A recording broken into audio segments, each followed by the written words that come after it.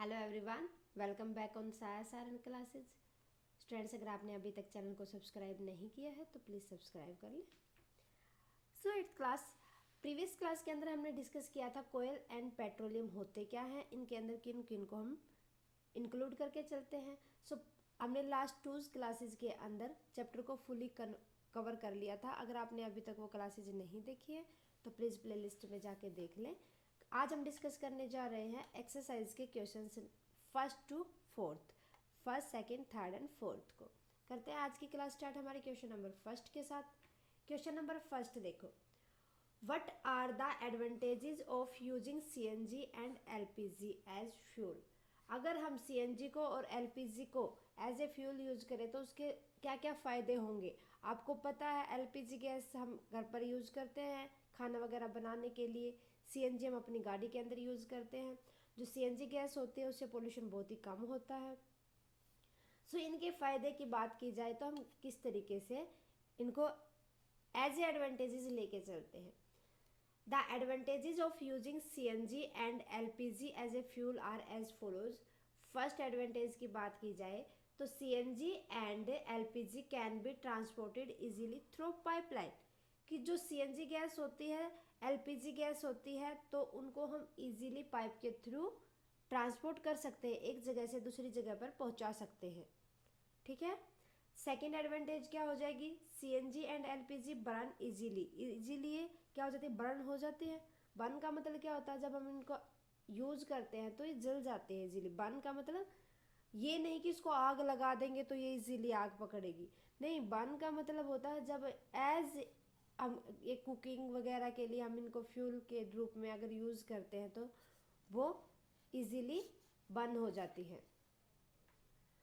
CNG and LPG are clean fuel. क्या होते हैं, बिल्कुल ही क्लीन साफ सुथरे फ्यूल होते हैं। They do not release smoke when burn. जब इनको बर्न करते हैं तो ये कभी भी स्मोक नहीं देते, ज़्यादा धुआं नहीं रिलीज करते, इसीलिए इनको क्लीन फ्यूल कहा जाता है। एक और एडवांटेजेस होती है ये सीएनजी एंड एलपीजी की।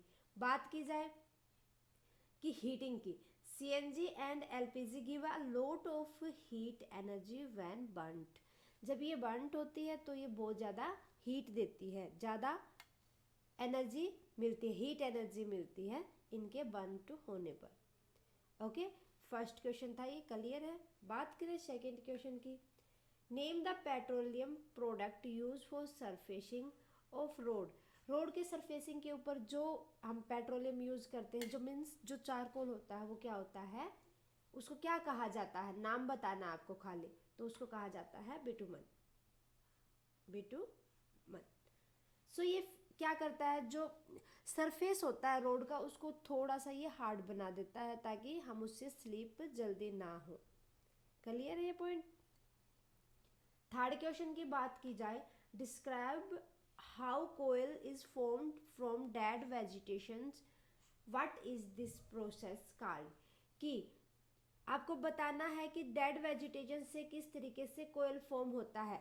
आपको पता है कि मिलियन ऑफ ईयर लग जाते हैं जो वेजिटेशन को कोयल के अंदर फॉर्म होने में। क्या होता है कि आपको जब लॉन्ग टाइम तक अगर ज़्यादा टेम्परेचर हो, ज़्यादा प्रेशर आए हमारी अर्थ के ऊपर, मीन्स जो डेंस सूखे हुए फॉरेस्ट होते हैं उनके ऊपर उनमें अगर ज़्यादा टेम्परेचर इंक्रीज हो जाता है इन केस ऑफ समर्स, तो वो बर्न होने लग जाते हैं। ठीक है, और फिर वो डिकम्पोज हो जाते हैं। जो उनका डिकम्पोजिशन होता है वो किस फॉर्म में आता है, आफ्टर मिलियन ऑफ ईयर कोयल की फॉर्म में आता है। क्लियर है। एक बार और थ्योरी देख लेते हैं कैसे लिखना आपको पेपर के अंदर। मिलियन ऑफ ईयर, ये नहीं कि आज डिकम्पोज हुए तो वो नेक्स्ट विद इन 1 ईयर या नेक्स्ट डे या कुछ मंथ के बाद वो पेट्रोल के अंदर कोयल के अंदर कन्वर्ट हो जाएंगे, नहीं। उस प्रोसेस के अंदर मिलियंस ऑफ ईयर लग जाते हैं। सो कोयला हमें रेगुलरली मिलता है क्योंकि बहुत टाइम पहले भी तो ये प्रोसेस हुई होगी। क्लियर है। Okay. Dense forest got burnt under the soil due to natural process. Natural process के कारण क्या होता है कि जो सूखा हुआ फॉरेस्ट होता है वो बर्न होने लग जाता है, जलने लग जाता है सोइल के अंदर जाके। More and more soil get deposited over them. तो बहुत ही ज़्यादा सोइल उसको क्या कर देती है, डिपॉजिट कर देती है किसके अंदर, जमीन के अंदर अपने आप में। दे गोट कंप्रेस्ड मोर, उनके ऊपर प्रेशर आता है, बहुत ज़्यादा कंप्रेस्ड होने लग जाते हैं वो। So this lead them to get expose to very high temperature. ये किस वजह से होता है, ये जो डिपोजिशन होता है सोइल के अंदर, कंप्रेशन किस वजह से होता है, हाई टेम्परेचर एंड प्रेशर की वजह से। They slowly got converted into the coal under this extreme condition. इन कंडीशन के अंदर जो डेंस फॉरेस्ट थे वो बर्न हुए थे, वो किस प्रोसेस के अंदर आना स्टार्ट कर देते हैं, धीरे धीरे कोयल की प्रोसेस में। The whole process of formation of coal from dead vegetation is known as carbonisation. इस पूरी प्रोसेस को क्या कहा जाता है, कार्बनाइजेशन कहा जाता है। सो अगर आपसे बात की जाए कि कोयल की फॉर्म में आना, किसकी फॉर्म में आना, कोयल की फॉर्म में आना, वो क्या कहलाता है हमारा, कार्बनाइजेशन।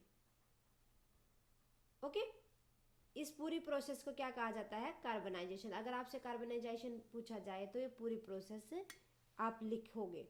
ओके, सो बात करें fourth question, filling the blanks है। आपको बताना है कि फॉसिल फ्यूल्स कौन कौन से होते हैं। फॉसिल फ्यूल्स के अंदर आपने चैप्टर के अंदर कौन कौन से फ्यूल को पढ़ा है। सो ये हो जाएंगे हमारे पास आर कोयल, कोयला, petroleum and natural gases.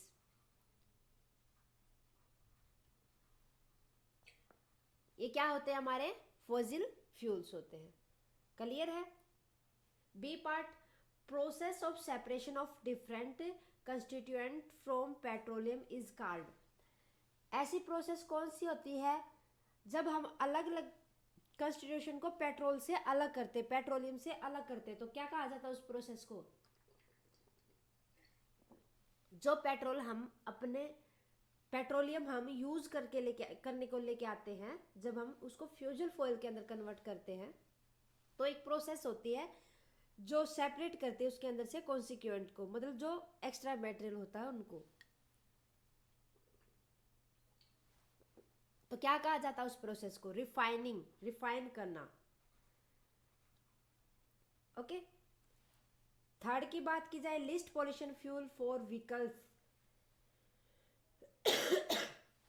Sorry, कि आप पेट्रोल की जगह आपको कौन सी गैस यूज करनी चाहिए, फ्यूल यूज करना चाहिए जिससे लिस्ट पॉल्यूशन हो। तो कौन सा करना चाहिए, सीएनजी गैस। आजकल गाड़ी में आती है ना सीएनजी गैस, वो पॉल्यूशन कम फैलाती है। सीएनजी की फुल हो जाएगी compressed natural gas, compressed natural gas. Okay, so ये थे हमारे 4 क्वेश्चंस। आज के लिए बस इतना ही। उम्मीद है कि आपको अच्छे से समझ आएंगे स्टूडेंट्स। आप वीडियो को पॉज करके साथ के साथ इनको उतार लेना, ताकि आपको फिर याद करने में कोई दिक्कत ना हो। स्टूडेंट, नेक्स्ट क्लास में हम डिस्कस करेंगे question number 5th, 6th and 7th को। तब तक के लिए थैंक यू वेरी मच। आप हमें कमेंट करके बता सकते हैं आपको क्लासेज कैसी लगी, और साथ के साथ कमेंट करें अगर आपकी कोई क्वेरी है, तो जितना जल्दी पॉसिबल होगा उसका सोल्यूशन मैं दूंगी आपको। ओके स्टूडेंट्स, क्लासेज अच्छी लगे तो लाइक करें और अदर स्टूडेंट्स के साथ शेयर करना ना भूलें। क्लासेज को देखने के लिए थैंक यू वेरी मच। मिलते हैं नेक्स्ट क्लास में।